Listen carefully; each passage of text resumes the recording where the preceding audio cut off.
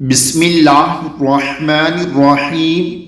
فرمانی مصطفیٰ صلی اللہ علیہ وآلہ وسلم ہے، جس نے صبح کے وقت 3 مرتبہ یہ دعا پڑھی: اعوذ باللہ السمیع العلیم من الشیطان الرجیم کہا، اور سورۃ حشر کی آخری 3 آیت کی تلاوت کی تو اللہ پاک 70,000 فرشتے مقرر کر دیتے ہیں جو شام تک اس کے لیے دعائے مغفرت کرتے رہتے ہیں۔ اگر اسی دن انتقال کر جائے تو شہید کی موت مرے گا، اور جو شخص شام کے وقت اسے پڑھے تو اس کا بھی یہی مرتبہ ہے۔